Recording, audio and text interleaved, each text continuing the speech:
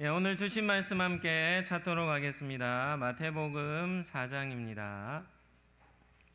마태복음 4장 18절에서 20절까지 말씀입니다.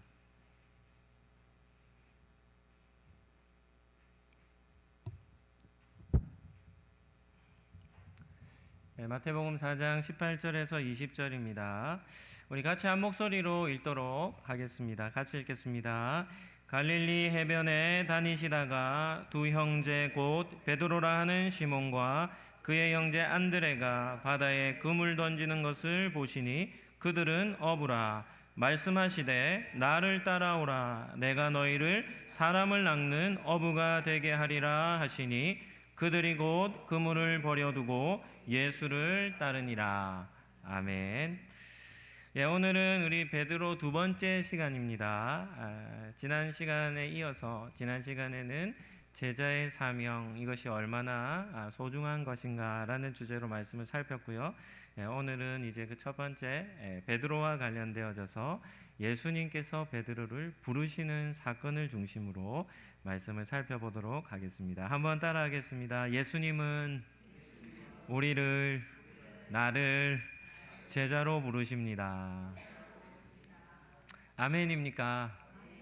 모든 성도들은 다 예수님을 닮아가야 할 사명이 있습니다. 그 말은 모두 다 예수님의 제자라는 뜻입니다. 기독교 신앙의 여러 가지 많은 표현 중에 예수님의 제자라는 표현이 참 멋진 표현이라 했습니다. 그래서 우리 상록교회 우리 모든 성도들 예수님의 제자가 되시기를 축복합니다. 첫 번째는 예수님의 제자 양육 사역에 대해 잠깐 생각해 보겠습니다. 예수님께서 베드로를 이렇게 부르시는 베드로의 콜링 장면이죠. 콜링 사건입니다. 예수님께서 베드로를 제자로 부르시는 이 사건은 우리가 가지고 있는 성경 네 가지 복음서가 있죠. 마태, 마가, 누가, 요한복음 네 복음서 모두에게 기록되어져 있는 사건입니다. 제가 예전에 오병이어 본문을 다루면서 그런 말씀을 전한 적이 있죠. 예수님이 행하셨던 많은 사역 중에 사복음서에 네 군데 다 기록된 사건이 하나가 있는데 그게 어떤 사건이라 했습니까? 오병이어 사건이라 했습니다. 그러니까 네 개 복음서 모두에게 기록된 사건은 많을까요? 적을까요? 적습니다.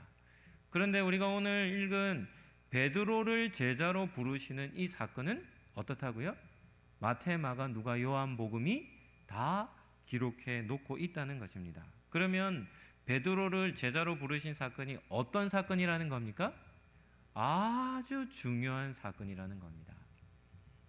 베드로를 부르신 사건은 1차적으로는 베드로를 부르시는 겁니다. 그런데 2차적으로 본다면 12제자를 부르시는 것을 뜻합니다. 그런데 그보다 더 폭을 넓힌다면 누구를 부르시는 것이 포함되겠습니까? 저와 여러분을 부르는 예수님이 불러주시는 것을 포함하는 것이죠. 왜냐하면 베드로는 예수님의 제자를 대표하는 사람이요 모든 성도들을 대표하는 인물이 되기 때문입니다. 예수님께서 이 땅에 사역을 하실 때 우리는 세 가지 사역, 예수님의 3대 사역이라 부르는데요. 세 가지 사역을 중심으로 예수님이 사역하셨습니다. 첫 번째는 어떤 사역이었습니까? 천국 복음을 전파하셨습니다. 무엇을 전하셨다고요? 천국 복음입니다. 그래서 복음서 읽어보면 이런 말씀, 이런 표현이 많습니다. 천국은 마치 예수님께서 무엇을 증거하십니까? 하나님 나라에 대해서 말씀을 많이 가르치셨습니다. 두 번째는 구약의 율법을 가르치셨습니다. 성경 말씀을 예수님께서 가르치셨죠. 회당과 성전 다 뭐 하는 곳이냐면 우리가 같이 예배를 드리는 말씀을 듣는 장소였는데요. 예수님은 회당을 찾아다니시면서 구약의 말씀들을 이렇게 설교하시며 말씀을 가르치셨습니다. 이것이 두 번째 사역입니다. 그리고 마지막 세 번째는 어떤 사역입니까? 예수님 당시에 몸이 불편한 사람들, 질병에 걸린 사람들 많이 있었습니다. 그런 질병에 걸린 사람, 장애인들을 예수님은 치유하시는 그런 병자 치유 사건을 예수님이 감당하셨던 것이죠. 그래서 천국 복음을 전하고 말씀을 가르치고 병자들을 치유하는 이 세 가지 사역을 예수님이 하신 것입니다. 그런데 이와 더불어 한 가지 빠뜨릴 수 없는 추가된 한 가지 더 사역이 있습니다. 그것이 무엇이겠습니까? 한번 따라 하시죠. 제자를 양육하는 사역입니다. 어떤 사역이라고요? 제자를 양육하는 사역이었습니다. 예수님께서 3년 동안 늘 함께 다니셨던 사람들인데 그들이 누구입니까? 예수님의 제자들이었습니다. 이 예수님께서 제자를 세우시는 사역, 예수님이 행하셨던 3대 사역과 비교할 때 그에 못지않을 정도로 중요한 사역이었습니다. 이유가 무엇일까요? 예수님은 한 3년 정도 사역하시다가 어떻게 되십니까? 하나님 나라로 올라가십니다. 이 땅에 더 이상 계시지 않아요. 그런데 중요한 것은 예수님께서 행하신 사역은 어떻게 되어야 합니까? 이어져야 합니다. 그런데 그 이어지는 예수님의 사역을 계승하는 사람들이 있었는데 그들이 누구였습니까? 제자들이었습니다. 그러니까 제자들은 예수님의 사역을 그대로 받아서 이어가야 할 사람들이기 때문에 예수님의 입장에서 제자를 세우는 사역은 어떤 사역일까요? 핵심 사역 중에 하나였다는 사실을 기억해야 합니다. 그 제자 삼는 사역의 첫 출발점이 어디가 되겠습니까? 오늘 읽은 본문입니다. 베드로를 예수님께서 제자로 부르시는 사건입니다. 두 번째 주제입니다. 베드로가 부르심을 받는 장면에서 발생하는 의문점입니다. 오늘 읽은 본문 한 번 더 보시겠습니까? 마태복음 4장 18절에서 20절입니다. 갈릴리 해변에 다니시다가 두 형제고 베드로라는 시몬, 그의 형제 안드레가 바다에 그물 던지는 것을 보시니 그들은 어부라. 예수님께서 말씀하십니다. 나를 따라오라. 내가 너희를 사람을 낚는 어부가 되게 하리라 하시니 그들이 어떻게 합니까? 곧 그물을 버려두고 예수를 따르니라. 이런 본문을 읽을 때면 한 가지 궁금증이 생기지 않습니까? 사람은 아무나 따라갑니까? 따라가지 않습니까? 아무나 따라가지 않습니다. 상대방이 어떤 사람인지에 대한 정확한 정보가 없이는 절대로 따라가지 않습니다. 한 사람이 여러분에게 찾아와서 이렇게 말합니다. 당신은 나의 제자가 돼야 한다. 너는 내 제자가 되라. 이렇게 하며 억지로 싫은데요. 안 돼. 너는 내 제자가 돼야 해서 막 억지로 강요해서 나를 따르라고 한다 해도 따라갑니까? 안 따라갑니까? 그런 걸로는 통하지 않습니다.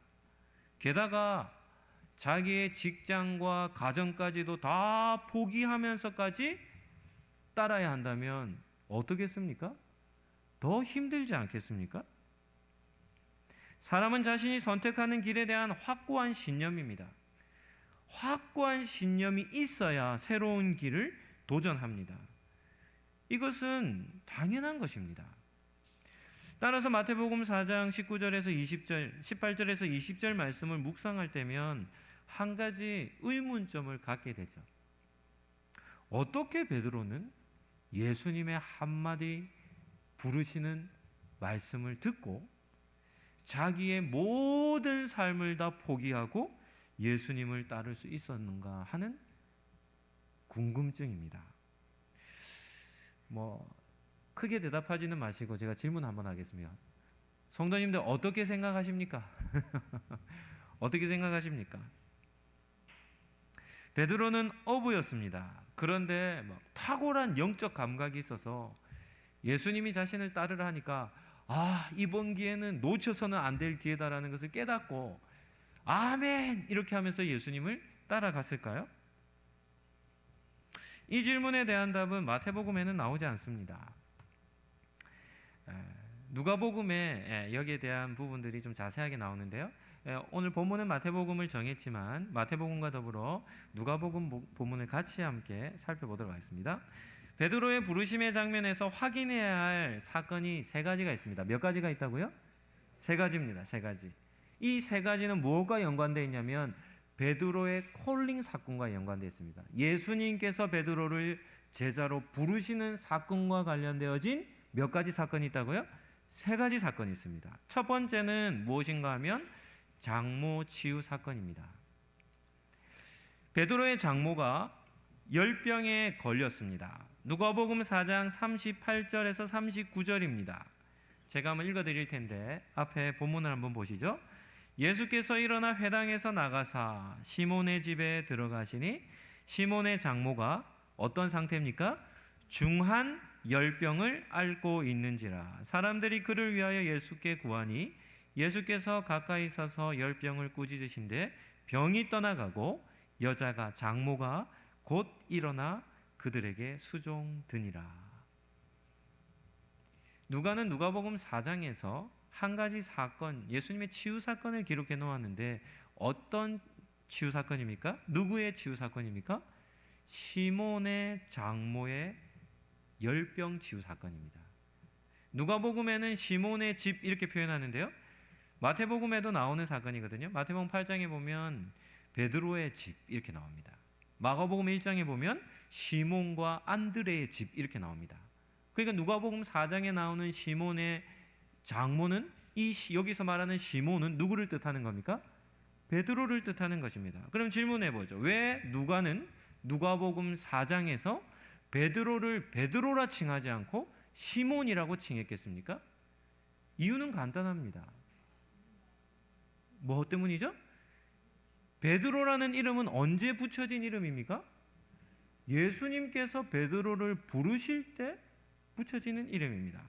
그런데 누가복음 4장의 장모의 열병의 치유 사건은 예수님께서 베드로를 부르기 전의 사건이기 때문에 누가는 베드로를 누구라 칭합니까? 무엇이라 칭합니까? 시몬이라고 칭하는 것이죠. 베드로의 원래 본명은 시몬이었습니다. 베드로의 가정에 장모님의 중한 열병으로 인해서 베드로 가정이 큰 위기에 처해 있었습니다. 온 가족이 큰 근심 속에 빠져 있었습니다. 아마도 모든 방법을 다 동원해서 열병을 치유하고자 하지 않았겠습니까? 그런데 회복될 기미는 보이지 않고 장모님이 어떤 상태냐면 거의 죽기 일보 직전인 겁니다. 누가가 말한 중한 열병이랄 때 이 중한은 메가스라는 단어인데 어떤 뜻이냐면 크다는 겁니다. 큰. 요즘도 뭐 메가박스, 메가 뭐 이런 메가라는 단어를 쓰잖아요. 어떤 뜻입니까? 크다는 뜻입니다. 크다는 뜻. 그러니까 장모가 열병에 걸렸는데 어떤 열병에 걸린 겁니까?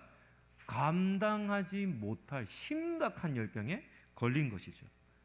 그런데 그런 위기 속에서 예수님께서 누구의 집을 찾아가십니까? 베드로의 집을 찾아가시는, 베드로의 장모의 집을 찾아가는 겁니다.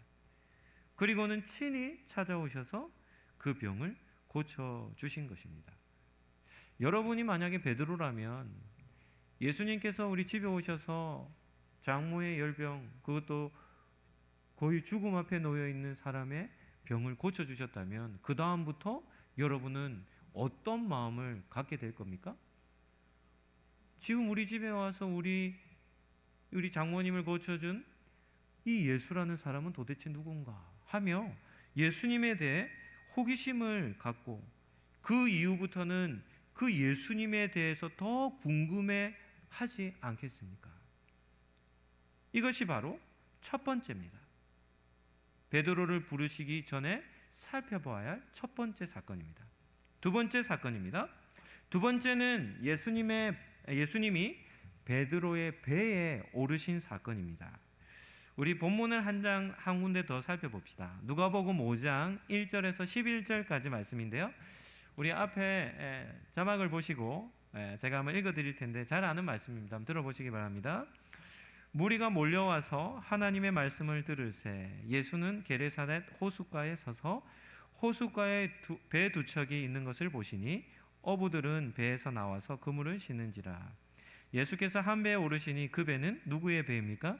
시몬의 배라. 육지에서 조금 떼기를 청하시고 앉으사 배에서 무리를 가르치시더니 말씀을 마치시고 시몬에게 말씀합니다. 깊은 데로 가서 그물을 내려 고기를 잡으라. 베드로가 대답합니다.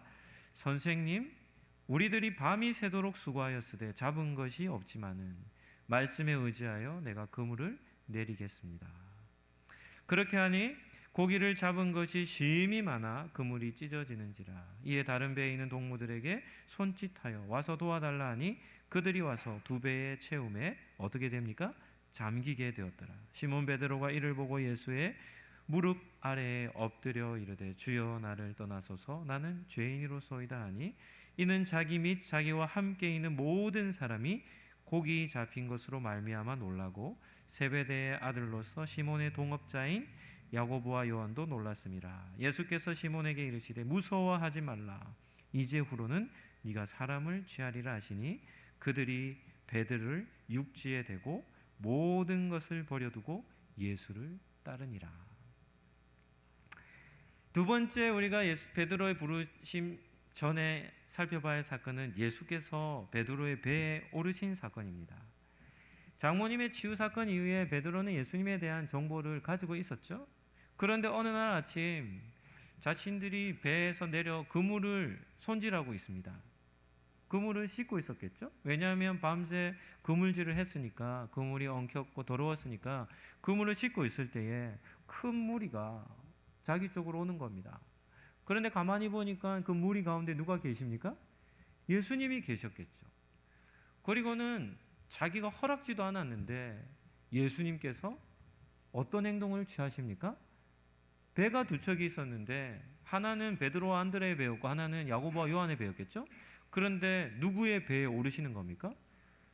시몬 베드로의 배에 갑작스럽게 예수님께서 배에 오르시는 겁니다. 그러니까 그것을 보고는 깜짝 놀라지 않았겠습니까?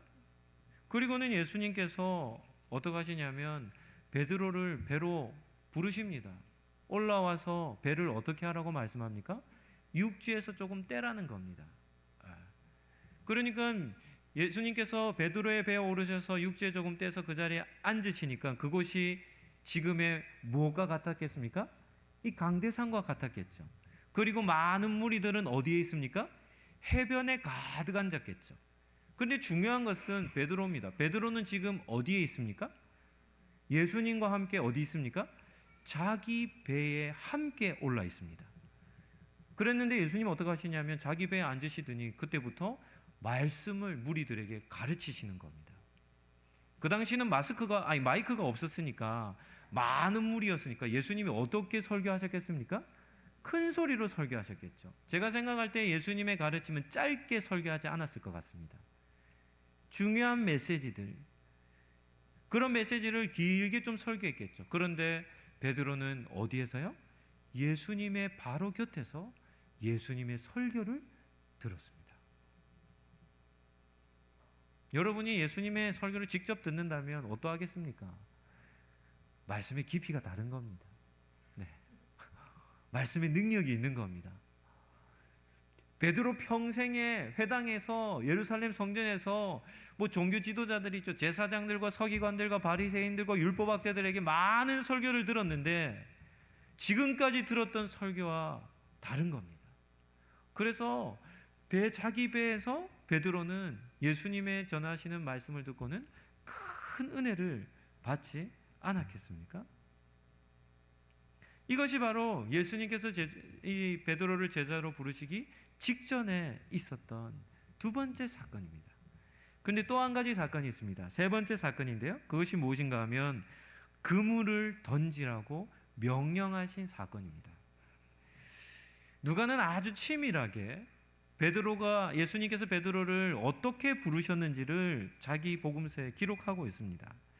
그런데 부르기 직전에 또 한 가지 사건이 있었음을 그가 우리에게 알려주죠.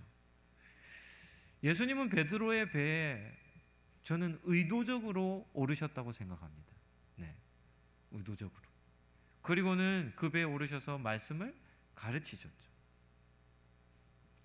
거기까지는 좋았습니다. 말씀도 듣고 은혜도 받고.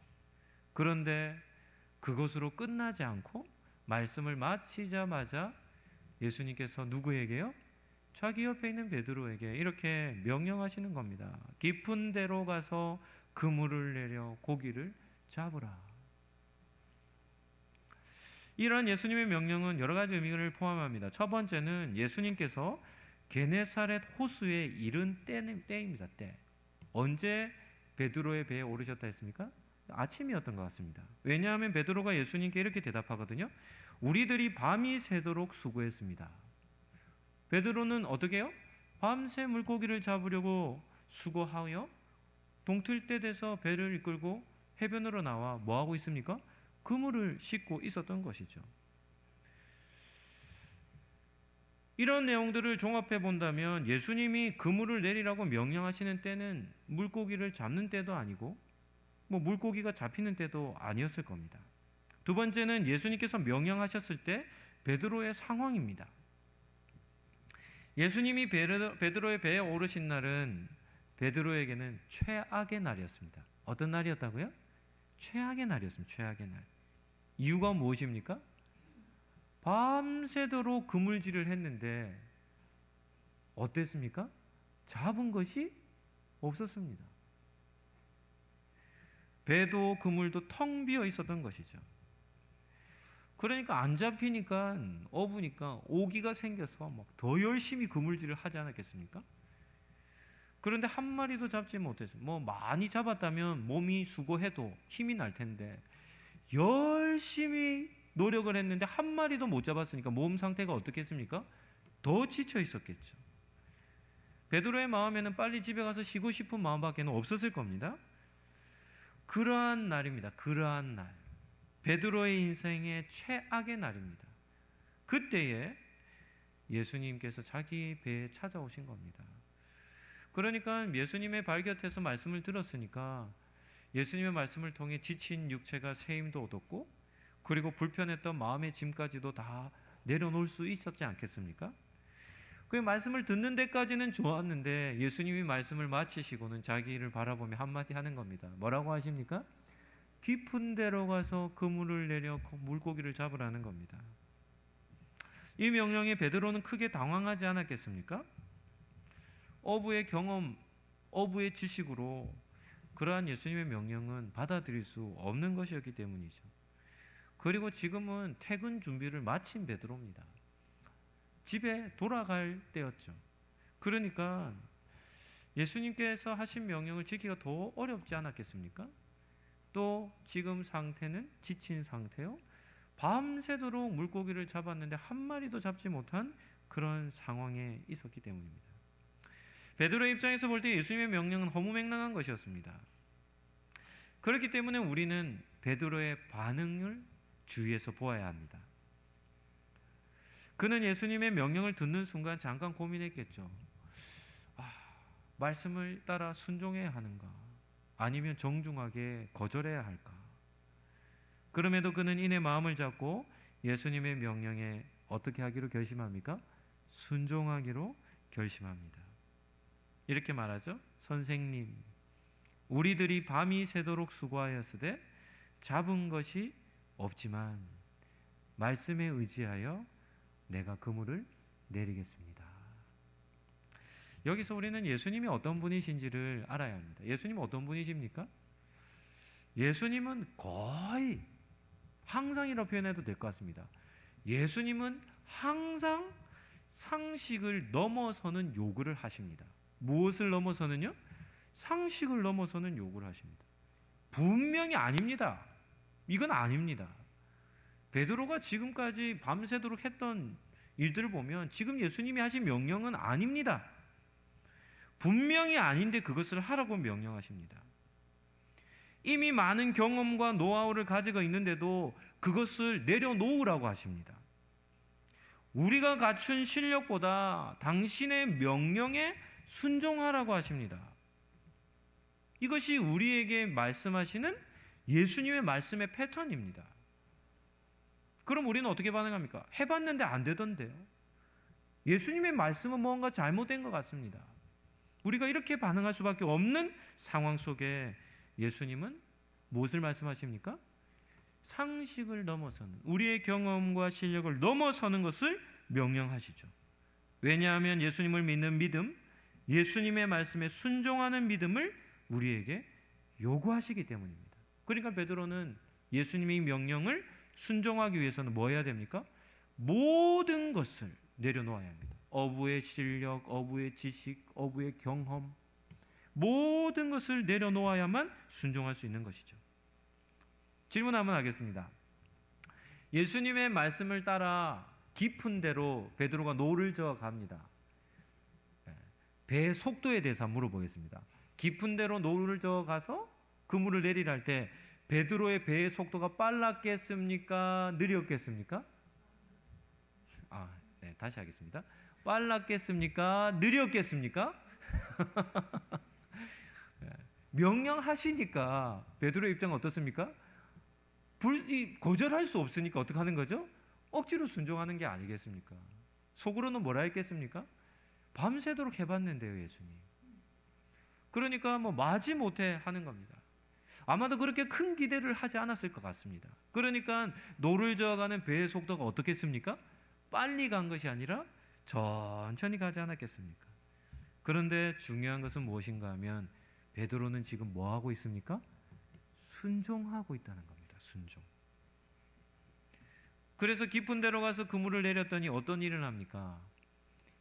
지금까지 베드로가 경험해 보지 못한 평생 어부의 일을 하면서도 단 한 번도 느껴보지 못했던 그물에서의 느낌, 그물의 무게감, 물고기들의 생동감, 이런 것이 손에 어떻게 됐겠습니까? 찌릿찌릿하게 전달되는 겁니다. 그물을 그렇게 큰 기대 없이 던졌는데 그 그물을 끌어올리는 순간 무엇을 느꼈겠습니까? 정신이 번쩍 들었겠죠. 왜요? 그물 안에 물고기들이 가득 찼다는 사실을 깨닫게 된 겁니다. 그래서 동료들을 부릅니다. 빨리 와서 도와달라고 하죠. 그래서 2배, 4사람이 힘을 합쳐서 그물을 끌어올렸는데 배가 어떻게 될 정도였습니까? 잠기게 될 정도로 배에 발 디딜 틈 없이 물고기가 꽉 차 버렸던 것이죠. 네 번째는 베드로를 제자로 부르시는 예수님입니다. 그런 다음에 오늘 제가 본문에서는 오늘 설교 시간이 이렇게 길지 않아서 다 살펴볼 수는 없지만 이것을 딱 경험한 베드로는 예수님 앞에 어떻게 하냐면 엎드립니다. 물고기를 잡았을 때 예수님은 어디 계셨습니까? 베드로와 함께 배에 계셨죠. 그래서 자기 곁에 계시는 예수님 앞에 엎드립니다. 그리고 한마디 하죠. 뭐라고 얘기합니까? 주여 나를 떠나십시오. 나는 뭐라는 겁니까? 죄인입니다. 물고기를 잡으러 갈 때는 베드로가 예수님을 뭐라고 부른지 아십니까? 선생님 이렇게 불렀어요. 선생님. 그런데 물고기를 잡고 난 이후에는 예수님을 뭐라고 부릅니까? My Lord 이렇게 부릅니다. 주인님, 주님 이렇게 부릅니다. 칭호가 달라진 겁니다. 베드로가 예수님 앞에 완전히 꼬꾸라지는 겁니다. 그렇게 베드로를 꼬꾸러 뜨리신 이후에 예수님이 누구를요? 베드로를 누구로요? 예수님의 제자로 부르신 것입니다. 말씀을 정리하도록 하겠습니다. 설교를 시작하기 전에 던졌던 질문으로 돌아가시죠. 베드로는 어떻게 해서 예수님의 부르심에 즉각적으로 순종할 수 있었을까요? 충동적으로. 베드로는 다혈질적이고 충동적이니까 충동적으로, 즉각적으로, 감정적으로 아무 개념 없이 그냥 무대뽀로 이렇게 순종했겠습니까? 그렇지 않습니다. 베드로는 예수님의 부르심, 어떤 부르심이냐면 거절할 수 없는 부르심입니다. 피할 길이 없습니다. 예수님은 베드로를 어떤 상태에서 부르셨는가 하면 완전히 막다른 골목에 딱 박아놓고 빠져나갈 구멍이 없도록 베드로를 어떻게 해요? 몰아세워 놓고는 절벽 끝에 베드로를 세운 겁니다. 다른 데 길이 없어요. 그렇게 끝까지 몰아세워 놓고는 그 자리에서 베드로를 어떻게 해요? 예수님 앞에 꼬꾸로 뜨리시고는 그제서야 예수님이 나를 따르라 하시는 겁니다. 그러니까 베드로는 이 예수님의 제자의 부르심을 거절할 수 있었습니까? 없었습니까? 없었습니다. 그래서 베드로는 자기의 배와 그물을 모든 것을 버려두고 예수님을 따르게 된 것입니다. 한번 따라하시죠. 제자로의 부르심은 그 자체가 무엇입니까?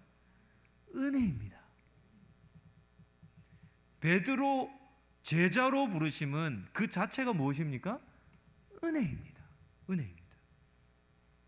오늘 예배를 드리러 모이신 우리 사랑하는 상록교회 성도님들, 여러분들은 예수님을 어떻게 믿게 되셨습니까?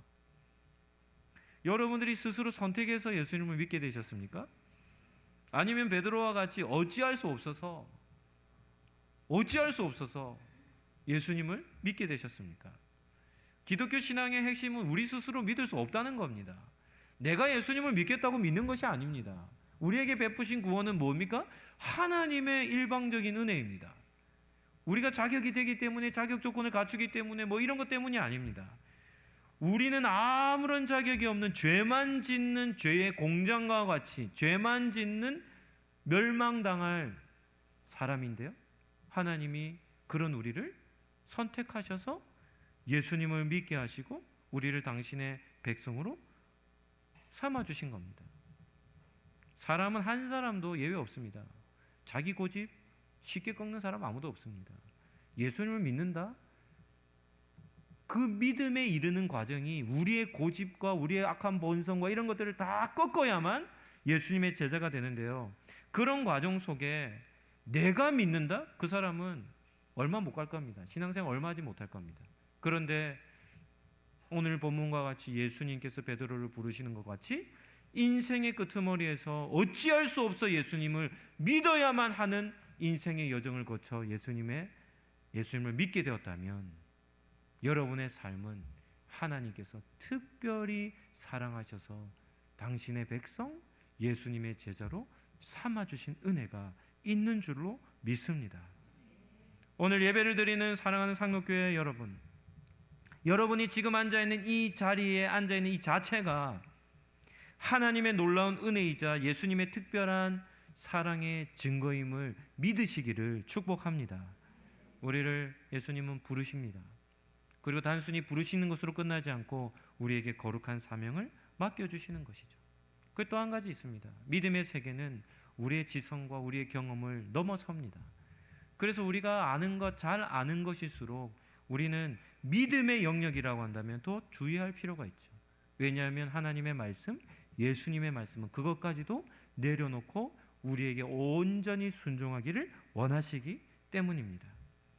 우리를 불러주신 은혜, 예수님을 닮아가고자 우리를 초대하신 그 은혜에 우리는 아멘하며 순종하며 우리의 모든 삶의 여정, 예수님을 닮아가기에 힘써야 할 줄로 믿습니다. 한번 따라하시죠. 예수님은 우리를, 저를 제자로 부르십니다. 그 은혜를 기억하시고 2023년 말씀을 통해서 예수님을 더 닮아가시는 우리 성도님들 되시기를 예수님 이름으로 축복합니다. 우리를 당신의 제자로 불러주신 예수 그리스도의 은혜와 내가 너를 나의 자녀로 삼겠노라 작정하시는 하나님의 놀라우신 사랑하심과 말씀을 들을 때마다 예수님을 닮아가고자 하는 거룩한 마음을 품게 하시는 성령님의 교통하심이 베드로와 같이 예수님의 제자로 예수님을 닮아가기로 마음에 다짐하는 모든 성도들, 권속들 머리 위에 지금부터 영원토록 함께 있을지어다. 아멘.